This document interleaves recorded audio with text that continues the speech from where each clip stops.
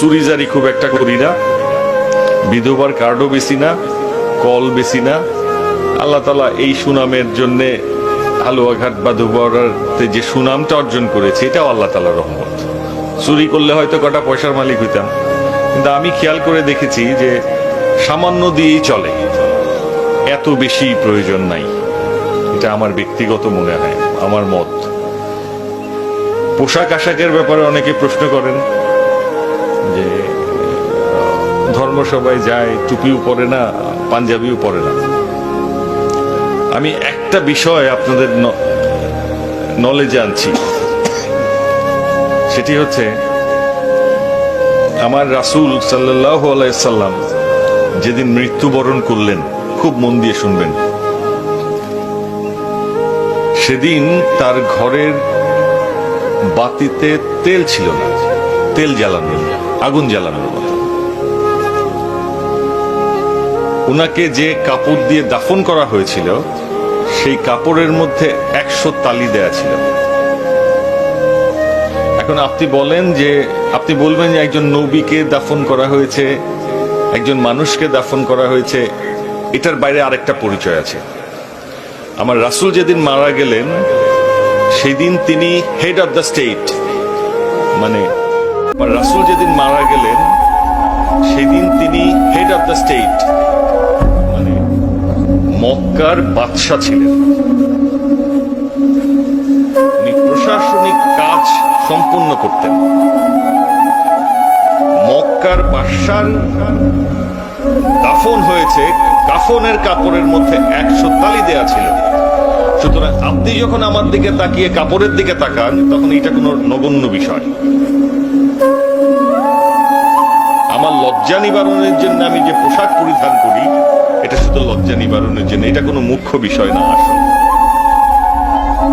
আপনি যখন জানবেন, আপনি যখন বুঝবেন, আপনি যখন কোরআনকে বিশ্লেষণ করবেন, আপনি অনেক বেশি ভালো হয়ে যাবেন। কিন্তু পরিত্রাণের বিষয় হচ্ছে যে পবিত্র কোরআন জানা ছাড়া আমরা কবরে চলে যাই। এটা হচ্ছে আমাদের জন্য পরিত্রাণের বিষয়। এই যে আপনি আমাকে বলবেন যে আপনি কেন এতগুলো ধর্মসভাতে যান, এটাও একটা কারণ আমি মৃত্যুর দিকে এগোচ্ছি প্রত্যেক দিন, প্রত্যেক মিনিটে, প্রত্যেক সেকেন্ডে আমি আস্তে আস্তে কবরের দিকে এগোচ্ছি। আপনারাও যারা এখানে মানুষ রয়েছেন, সুতরাং আমি চিন্তা করছি আপনার চেয়ে আর একটু বুদ্ধিমান হয়ে যে আমি ওই যে কবরে শুয়ে থাকবো তখন যাতে আল্লাহ তাআলার রহমত আমার উপরে নাজিল। এখানে যারা যুব সমাজ আছে, যুব সমাজ ভালো পথে নাই, এটার প্রমাণ হচ্ছে এই পর্দার বাইরে গেলেই দেখবেন এখানে যতগুলো মানুষ ধর্মসভায় বসে আছেন তার 2 গুণ মানুষ বসে আছে ওর বাইরে। তার মানে প্রমাণিত সত্য যে আমরা আমাদের সন্তানদেরকে মানুষ করতে পারছি না।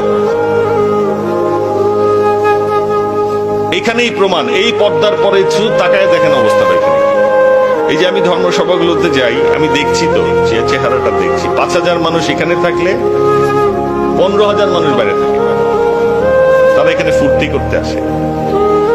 আজকে যে এই যে আবুল কালাম আজাদ আমাদের ছোট ভাই, আমাদের সম্পদ এগুলো, যে আমার ভাই একজন বসে আছেন, আমার মান্নান চাচা, কালাম আমার ছোট ভাই একটু আগে বয়ান করলেন, এগুলো কিন্তু আমাদের সম্পদ। তারা ছিল বলেই আজকে কিছু অন্যায়ের বিরুদ্ধে প্রতিবাদ হয়। চেয়ারম্যান বলেছে এটা, যে আমরা তো আসলে সব কথার প্রতিবাদ করতে পারি না, তারা আছেন বলে এগুলোর প্রতিবাদ হয়। এখন আমি আপনার কাছে বিনয়ের সাথে বলবো যে আমরা যারা রাজনীতির সাথে যুক্ত আছি, সমাজনীতির সাথে যুক্ত আছি, তারা খুব বিব্রতকর অবস্থায় দিন যাপন করি। মারামারি, হানাহানি, ওই